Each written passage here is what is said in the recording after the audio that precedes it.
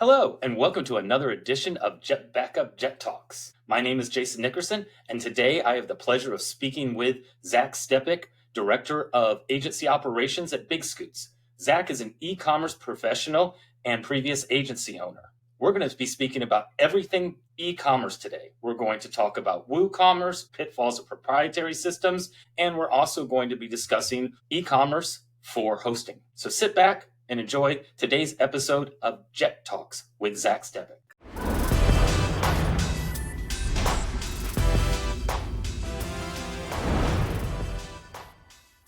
Hey, Zach. How you doing today? Good, Jason. How are you, man?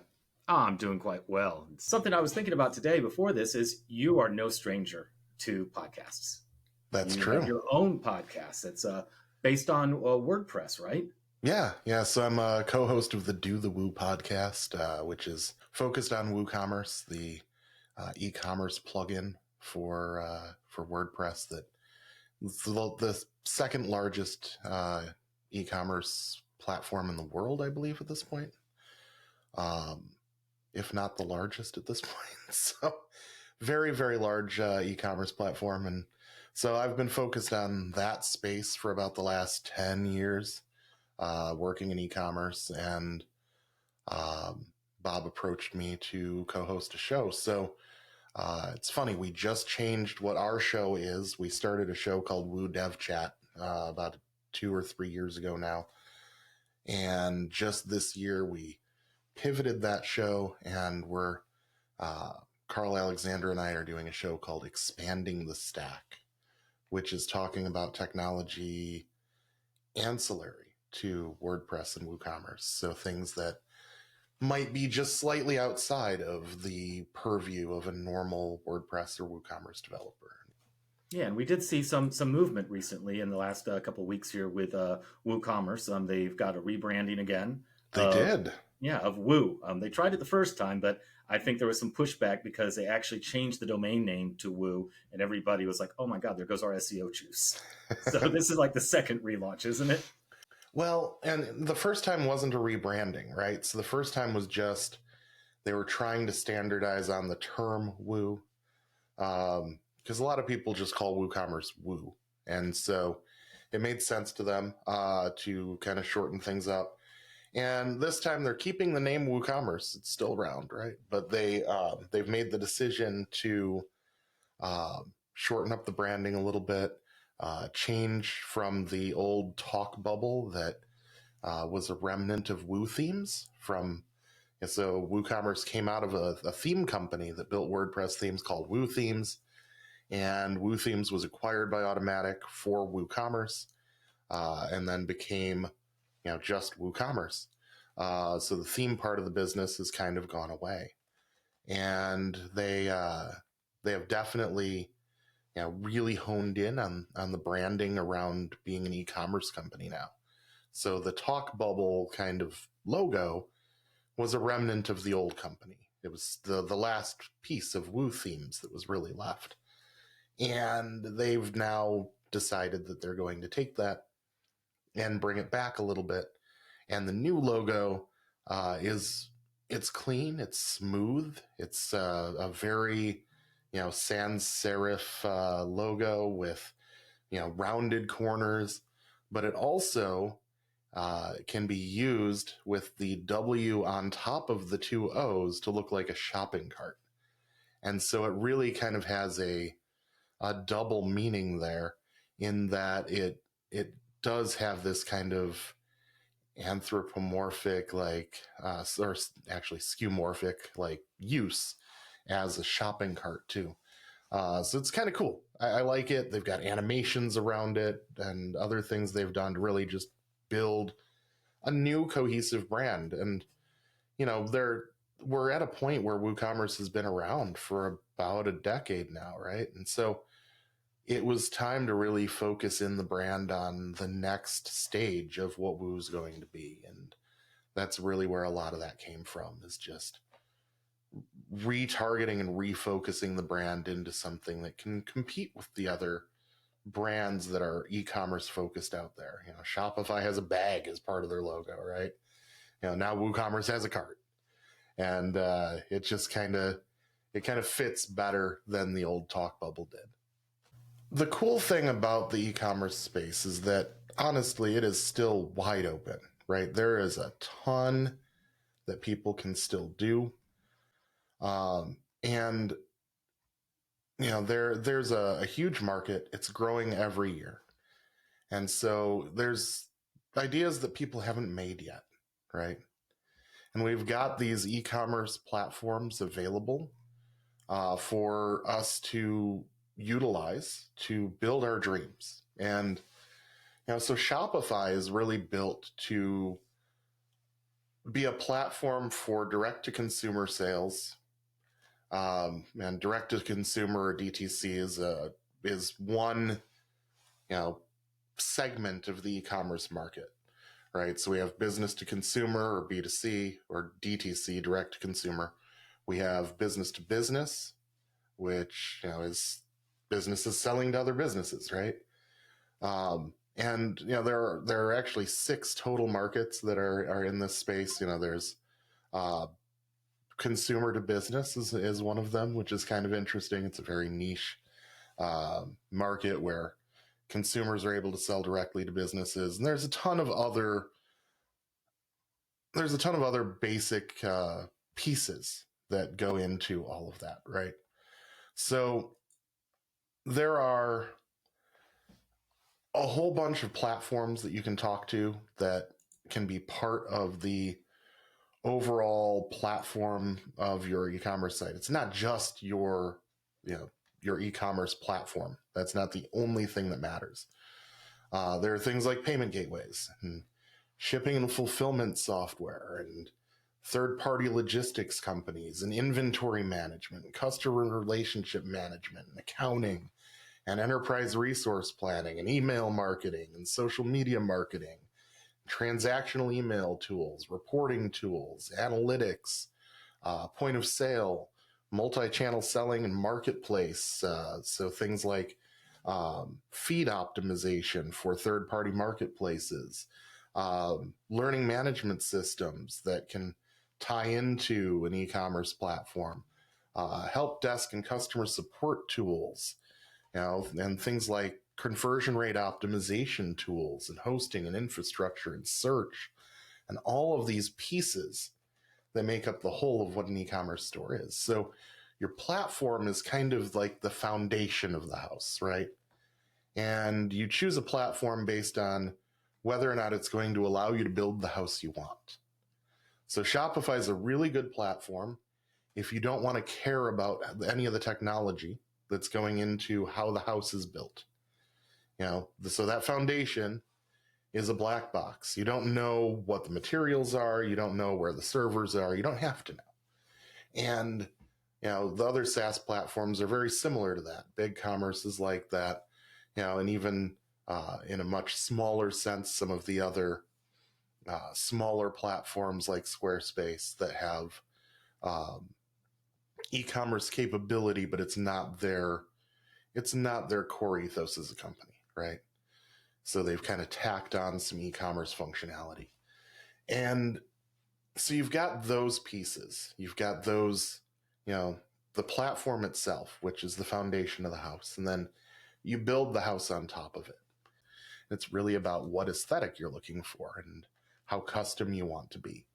And so that's the difference between open source platforms like WooCommerce and Magento to a point still, and these closed proprietary SaaS platforms like Shopify or BigCommerce that kind of, they have guide rails, right? And they're trying to help you just build something that's very specific. And if you're outside of the box of what that very specific is, you're going to be better served by an open source platform. Correct. And like with Shopify, you have no control over the backups. You have no control really over restores. No. With WooCommerce, you can go ahead and create your own backup strategy, your own restore strategy. You don't have to contact, say, customer support if you're doing it correctly. But let's kind of jump a little bit higher up here, because I know that you have a lot of experience in, say, the hosting industry. I know that you started one of the largest WooCommerce agencies back in the day. When we're talking about hosting companies, if you're a hosting company and you're launching WordPress sites for people, and you're launching a WooCommerce sites. What are some of the major sticking points that you've seen with hosting companies actually hosting these websites, and what are the pain points for the customers? Yeah, so honestly, it really depends on the decisions you make, right? So when you're working with open source technology and you have a million options, you have to be careful about the options you take, right? And so in the hosting space, a lot of what we see is people who weren't really considering the impact of the choices that they were making while they were building their site. And that impact is a surprise to them because, the assumption from most people is that software is just going to work. And that's a fair assumption. I'm not saying it's a wrong assumption, but the assumption is that software is just going to work. And the reality is more that software will just work some of the time, right? Really, a website is a collection of software that has been directed to do a task, right? Or a series of tasks. So the more plugins you add to your website, the more complex the maintenance on that website becomes, the more complex the hosting for that website becomes.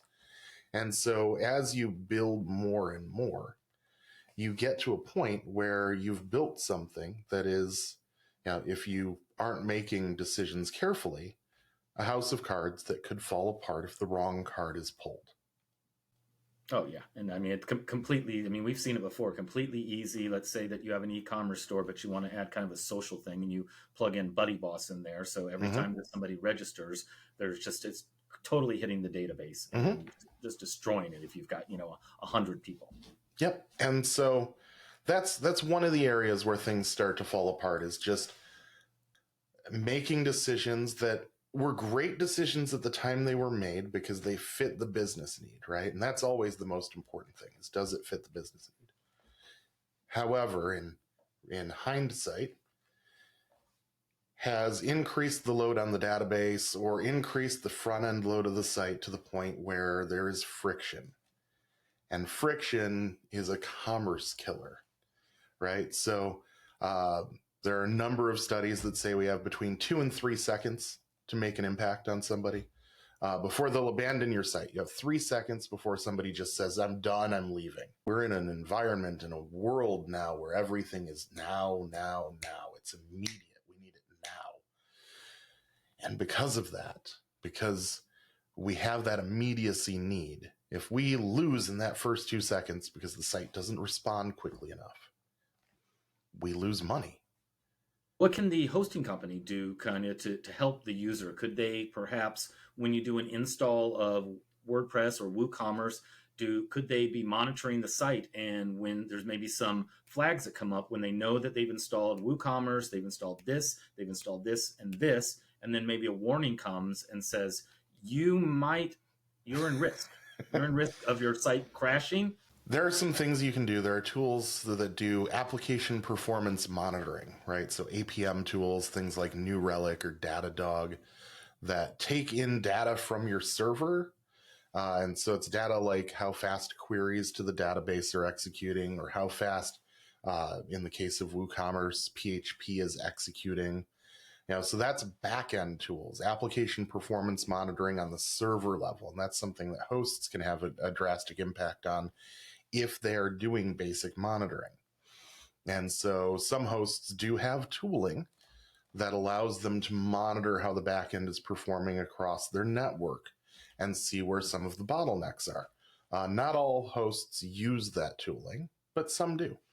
And so application performance monitoring is one way, and that's seeing how the server is performing.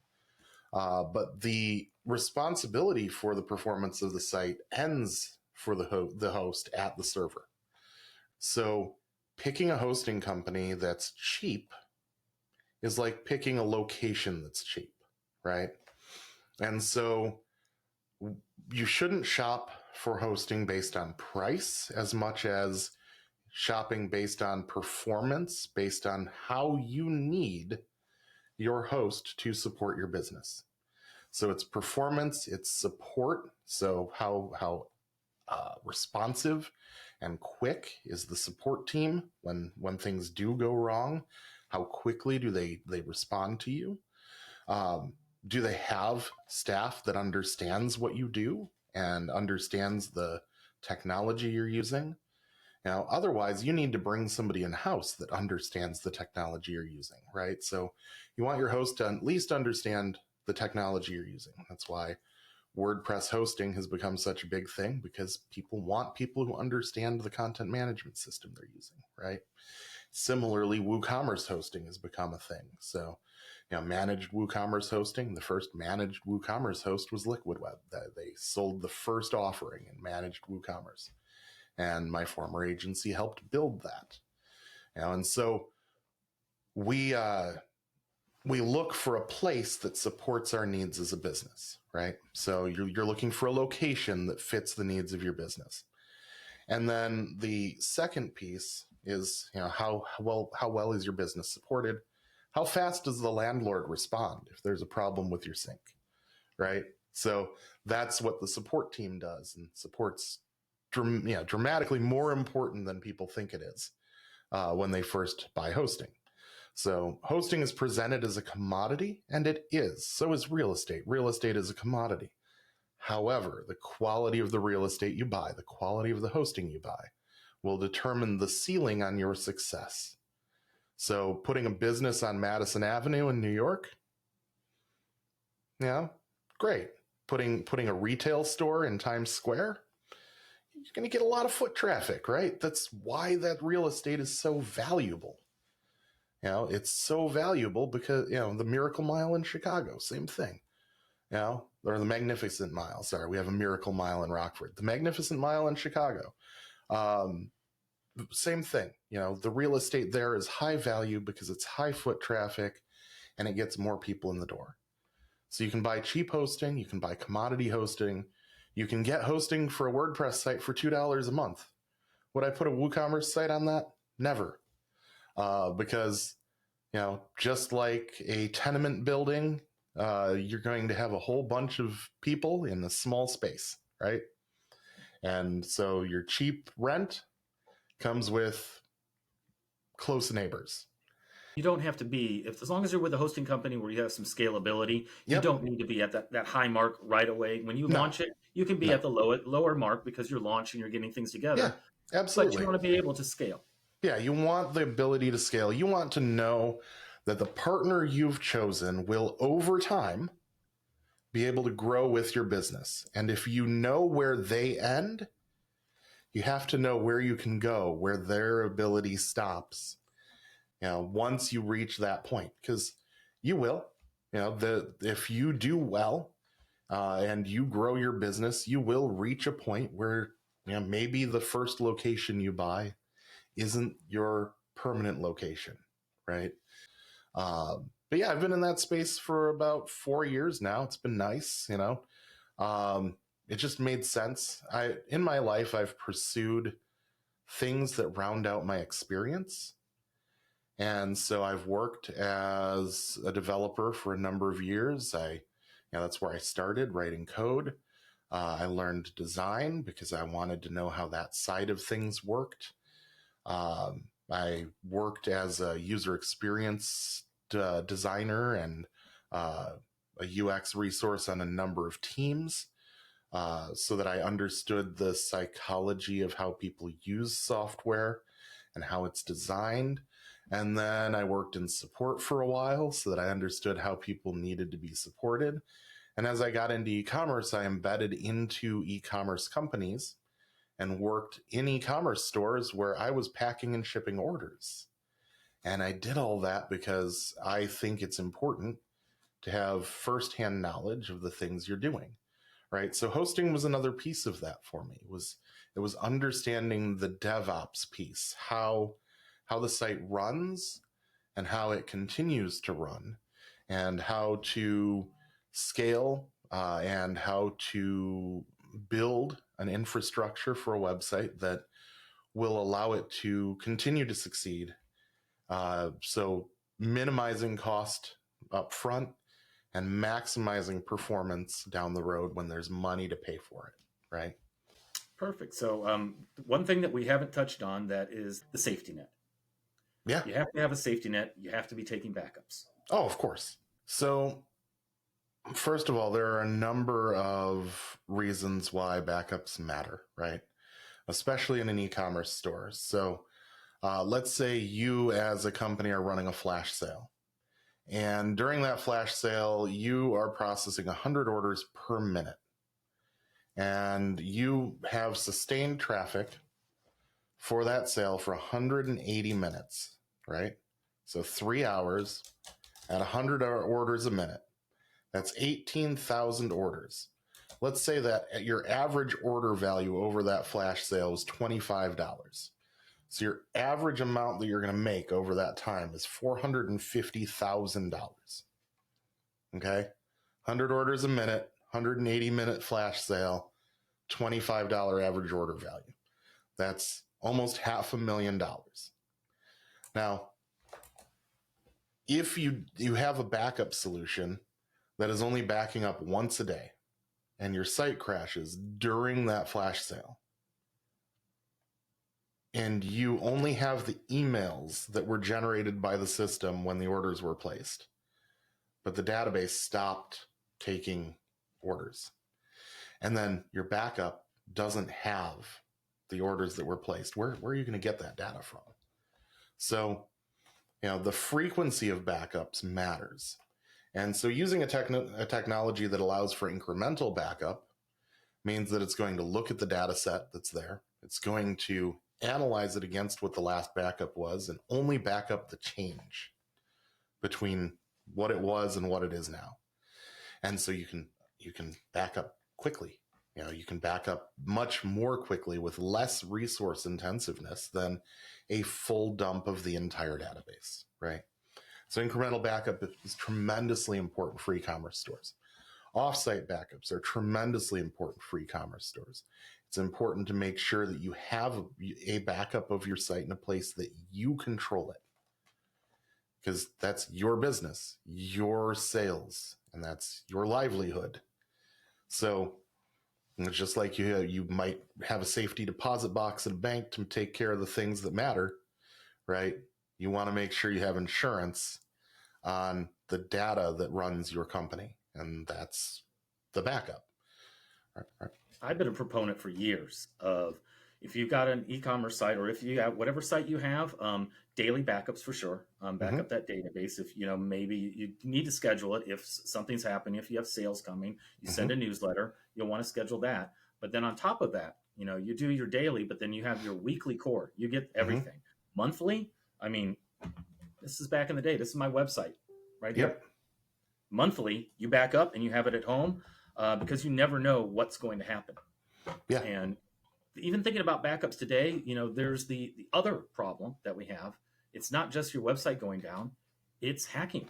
Right. It's what's going on right now with AI. AI has made it possible for people to actually hack your site so much quicker. People without even programming knowledge can get in there, and ransomware is huge. And the largest security hole in every system is still the point at which socially engineered access can be created, right? That's the largest security hole, people. Now, software can be updated. Software can be, zero-day exploits can be patched, right? There's a difference there. What you can't do is patch whether or not the person that answers your phone is going to know whether or not they're talking to a legitimate person, right? And so social engineering has been the entry point for most of the major hacks that have ever happened. Socially engineered access. So that's just, if you've ever watched the movie Hackers, it's when Dade Murphy calls to the TV station and pretends he's tech support and gets the username and password to the server that runs the TV station, right? That's a very fictionalized version of it, but that is the core of social engineering. And so that's the biggest security hole. So you need to make sure that if your people screw up and give somebody access to your system, you still have a backup. Now, with e-commerce stores, if you are a high volume store, I recommend as short of a time period as hourly backups, especially if you have an incremental backup technology. If you can do incremental backups, then it's not going to be a giant load on the system, and you can take a backup every hour. I also recommend, though, that if you are at that level of volume, that you are running a read replica database, so that you have databases that can be written. You have a cluster. You also have read replicas for things that are like the back end looking at the data set, so that you're not hitting the production servers, right? Things that just change how data is accessed.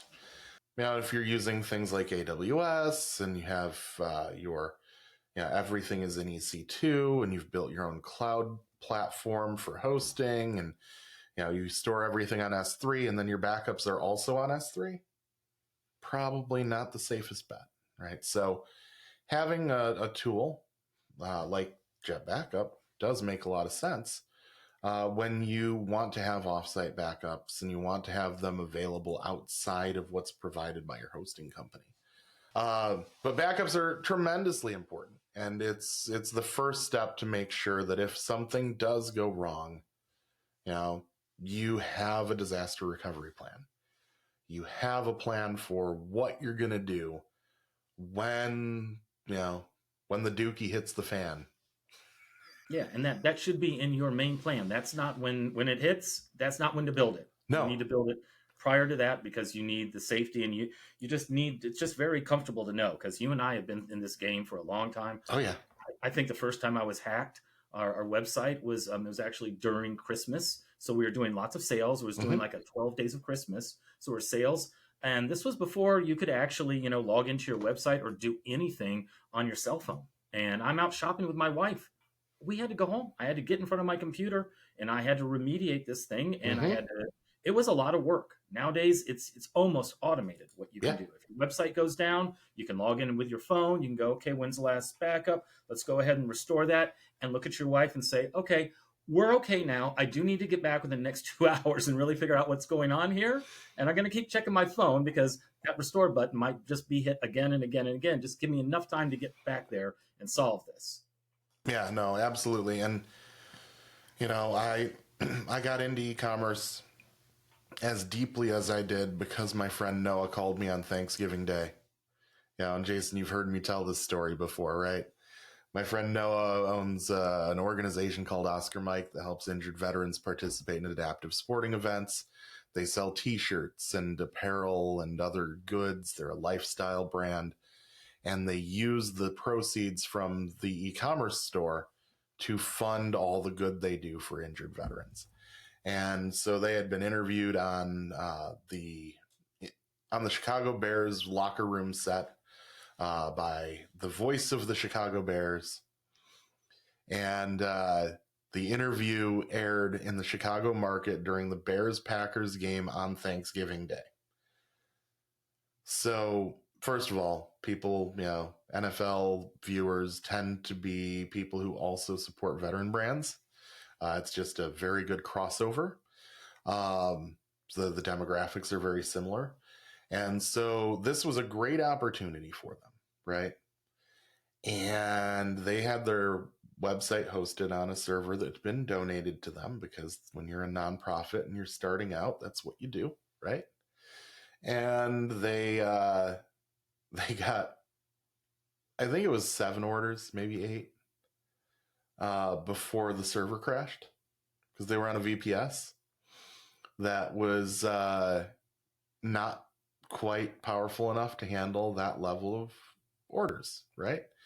And they didn't know the things that I know, and the things that people who are beyond the builder level and more the architect and implement and developer level, and who understand the DevOps side of how all this works. They didn't know what they didn't know, right? They had built a store. They had assumed it was just going to work. Because why wouldn't it? It had been taking orders. but it had never taken orders at a level where there was a high level of traffic like that. And so it crashed. The whole server crashed. And retrospectively, I took a look at what caused it, and they had their email hosted on the same server because, of course, it was donated, right? So their email was hosted on the same server. Every time an order is placed in WooCommerce, it spooled an email. It actually spooled 3 emails for each order. And at 8 orders, the email spool had 24 things waiting to send in a matter of seconds while this interview was airing. And that was enough to run the server out of memory. And when the server ran out of memory, everything started crashing afterwards, right? So first the mail server went down, then the web server went down, and it just was this cascade. And then the server just sat there doing nothing because it didn't know what to do. It couldn't recover. All the processes had been halted. It was out of memory, and it didn't know how to recover it. So he didn't know how to log into the server. It was Thanksgiving Day. The company that had donated the space was closed because it was Thanksgiving Day. They had no support on staff. No support. So he didn't know how to log into the server. 4 hours later, we finally find the login to the server. And I log in and I restart the server and the site's back up. But at that point, it was too late. The opportunity was gone. The traffic was gone, right? 4 hours of having a 500 error showing, they lost the opportunity. And so, in that case, having a backup mattered because we had to then migrate the site within a matter of days to a new platform to try and make sure that wasn't going to happen again. And then I ended up spending about 18, 19 months on site with them after that, working in their office in Marengo, Illinois. And it was a great time. That's where I got the knowledge of e-commerce that I have. But it all comes down to this. You don't know what you don't know. And so having a plan in place for what's going to happen when the unknown does happen, because it's going to happen. It's unknown. You don't know what's going to happen, but it's going to happen. So when the unknown does happen, how do you recover? What is your disaster recovery plan? Now, it's huge. It's very important.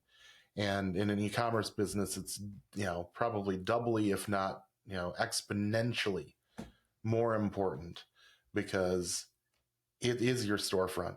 And if your storefront goes down, you stop making money, right? So hugely important. And I recommend that every e-commerce business have a disaster recovery plan, have a backup plan in place, and know where those backups are happening and how to quickly recover if something goes wrong. Because if you don't have those plans in place, you're just playing with fire. Oh, yeah, definitely. Well, we might not know what's going to happen, but I do know what's going to happen now because we're running out of time. Yes, absolutely. So Zach, wealth of information there, and I'm sure we could go on for hours. I'd like to have you back and talk about optimization at some point, but we just don't have time for that today. If somebody wants to reach out to you and ask you some questions, what's the best way for them to contact you? So yeah, if you go to mightyswarm.com, that's my agency. I run an agency that uses a team of trusted contractors from around the country that I work with. And we help store owners to uncover opportunities for optimization. We help store owners to run more effective businesses and make more money. That's really our ethos as a company. We also help outside of just e-commerce with really complex WooCommerce, or really complex WordPress, I should say, learning management systems, membership sites, that kind of stuff. So mightyswarm.com. If you go there, there's a work with us link, and that takes you to a booking page to book some time with me. Or you can find me on pretty much every social platform at Stepek. That's ZSTEPEK. And and if you like music, my Instagram's the fun one to follow. Oh yeah, we'll keep that one secret. Just go to his Instagram, check that out. You're going to see some really cool stuff. And man, this was a great time, and really enjoyed talking with you. And take care, Zach. Yeah, you too. Thanks for having me, Jason.